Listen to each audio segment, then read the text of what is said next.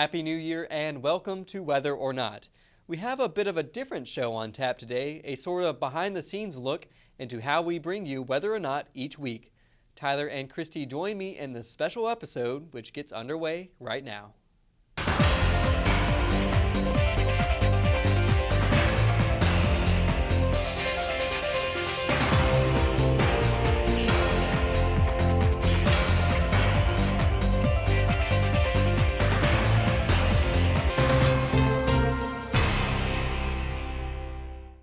Hello everyone, thanks for tuning into this episode of Weather or Not. I'm Travis Patterson. And I'm Tyler Jankowski. Well, it's a new year, 2014, here on the Weather or Not set. And here at Penn State, we are still on winter break, but we worked hard on putting together a special, exclusive, behind-the-scenes look at how we put together a typical Weather or Not show, and boy, are we excited. That's right, that feature will be coming up in just a moment, but first, let's turn to Nature in the News.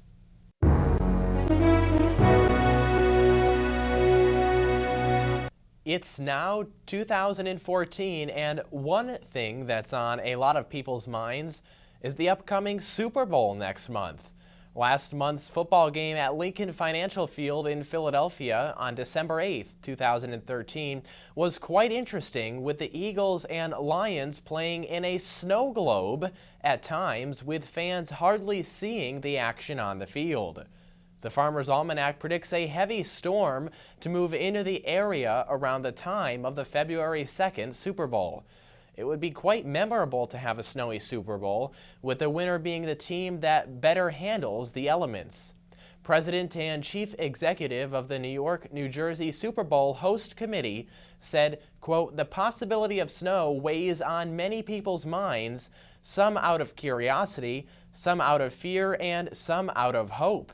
I put myself in the category of a little bit of snow adds to the romance and reality of a cold weather outdoor northeastern Super Bowl," end quote. Emphasis on a little bit of snow. One put it interestingly, saying the Super Bowl could go from a blackout in New Orleans to a whiteout in New Jersey. The Super Bowl is still weeks away, though, so we'll have to wait a bit longer to see what weather pans out. We've all heard of microclimates where topography and other factors can affect weather on a very local level. We're used to that here in central Pennsylvania with the Ridge and Valley system. But new research suggests that mushrooms take that concept to a whole new level. Yes, mushrooms, creating their own mini windstorms to help spread spores. Biologists previously thought that mushrooms simply drop their spores into the wind and they blow away. But observers now note that even with no wind, spores are released. Using high-speed videography and mathematical modeling of spore dispersal, scientists found that the fungi created wind by releasing water vapor. The water cools the air locally, and this creates convective cells that move the air around the mushroom's vicinity. The team of scientists believes this evaporative cooling process might be used to some degree by all mushroom-producing fungi, including those that cause disease in plants, animals, and humans. Going off another Penn State connection, a bit closer to home this time. A team of researchers and students in Penn State's College of Earth and Mineral Sciences installed wells to monitor underground activity in the bed of Lake Perez, which has been drained for dam repairs since 2008. Lake Perez is about a 20 or 25-minute drive south of State College. Geochemist Pamela Sullivan said the timing of the project is critical, as researchers have the unique opportunity to study the sediments and groundwater while the lake is empty and after the dam has been repaired and the water restored. These researchers hope to get a better understanding of the lake's legacy sediments, the dirt and debris at the bottom of the lake bed, and how those sediments interact with the water in the ground and streams. And they hope they can look at the influence the dam has on two creeks nearby, which flow into Shavers Creek, then into the Juniata, which eventually makes its way to the Chesapeake Bay. Lake Perez, which is part of the Stone Valley Recreational Area, is drained, but is expected to be refilled by mid-2014 after the dam has been repaired. Stay with us for a special behind-the-scenes look of how we put Weather or Not together each and every week after the break.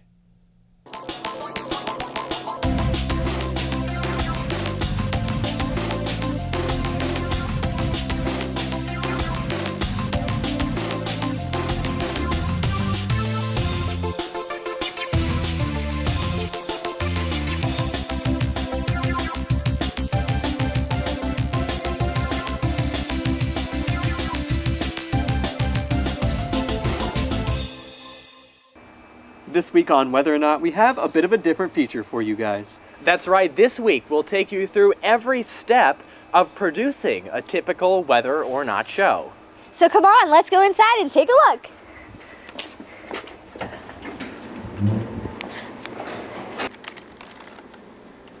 On Whether or Not, we have to take you back because we had to learn first before we can bring you the show each week. In the Walker Building, there are multiple classrooms with computer labs just like this. Because as meteorology students, we not only need to learn meteorology, but mathematics, some statistics, and even computer coding to know how to analyze data. But first, before we analyze that data, we need to go and collect it. Travis is outside with a collection of data.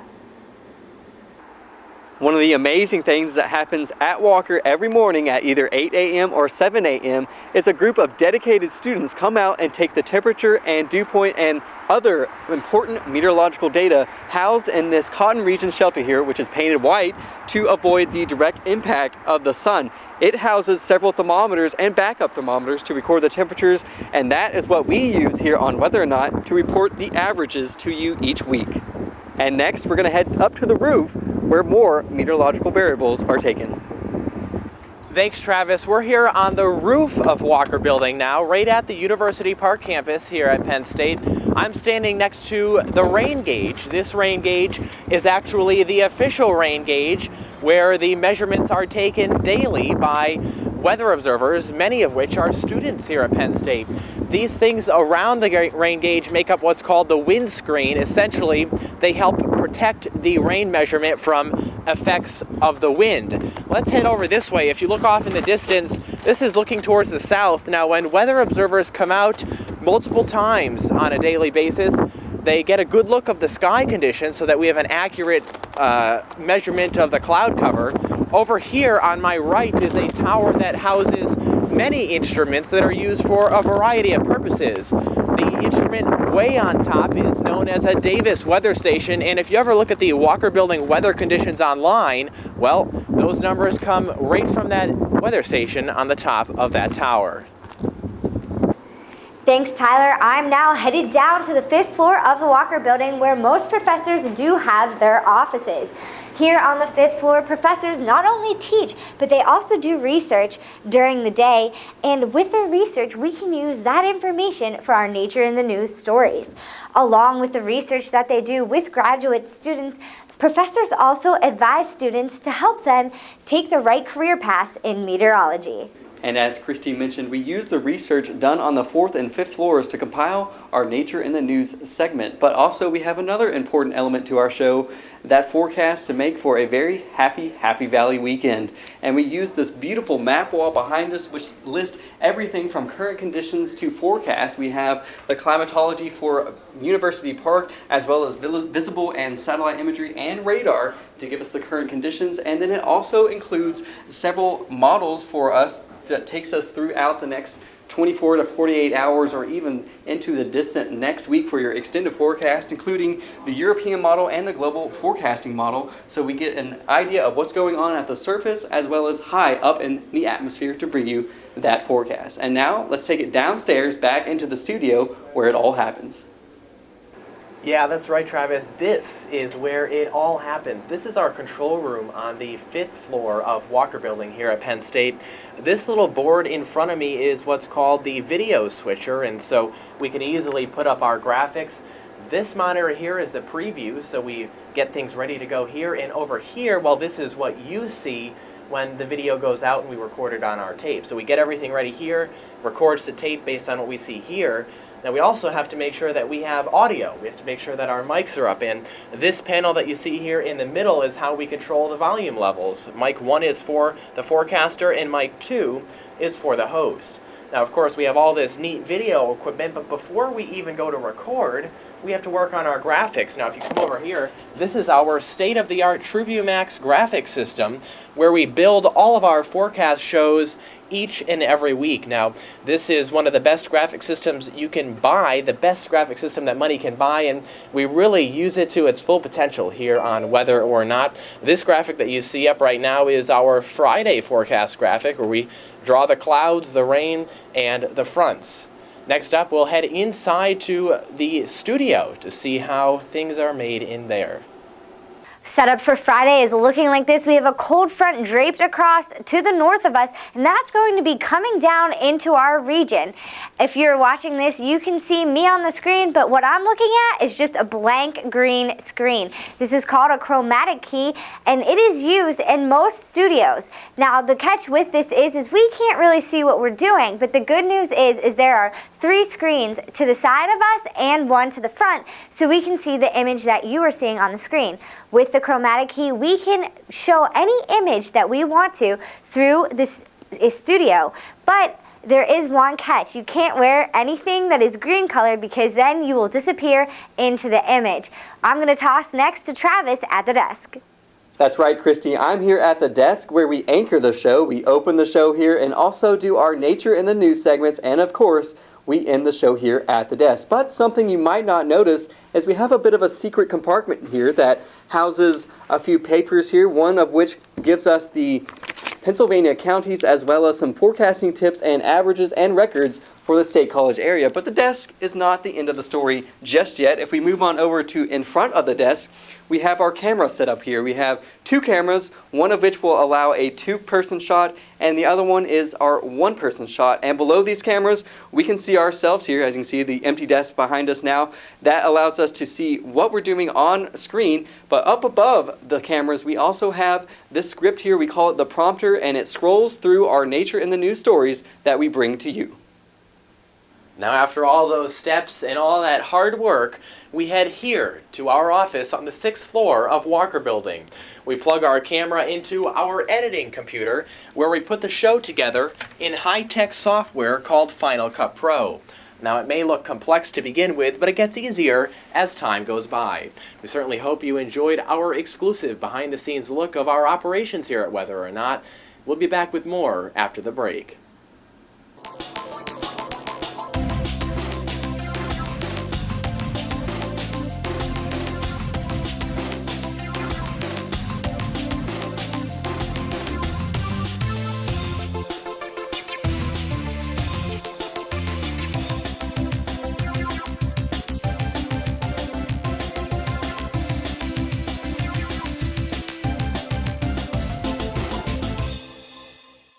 Well, we certainly hope you enjoyed that feature. It was a bit long, but some of the stuff we do here is a bit complicated, and we wanted to get down to the nitty-gritty. Now, if you noticed, at one point in that video, we were on the Walker Building roof. There was actually snow on the ground. We recorded that part of the feature back in December when we had a good snowpack. Unfortunately, that snowpack melted away for Christmas, and so now that brings us to this week's Weather Whiz Quiz. That's right. In this week's Weather Whiz Quiz, we asked you, what is the average snowfall for the month of January? Is it A, 6.8 inches, B, 10 inches, C, 12.1 inches, or D, 18.4 inches? And the answer is C, 12.1 inches. You know, Travis, 12.1 inches is just about a quarter of the seasonal snowfall that we get on an average year. So a very important month here coming up for January, certainly exciting for snow lovers. You know, January is when we really get into the heart of winter and we can get some big storms. So definitely a forecast to follow. And speaking of the forecast, next week we will be back with your most up-to-date forecast. You definitely want to tune in for that. And there's even more, Travis. That's right. Next week will also be the last show that Christy and I make an appearance on for here on Weather or Not, but we will also introduce you to the new Season 13 members that will take you throughout 2014. Certainly looking forward to that. But that is all the time we have left for this episode of Whether or Not, the first of 2014. I'm Tyler Jankowski. And I'm Travis Patterson. Have a great evening.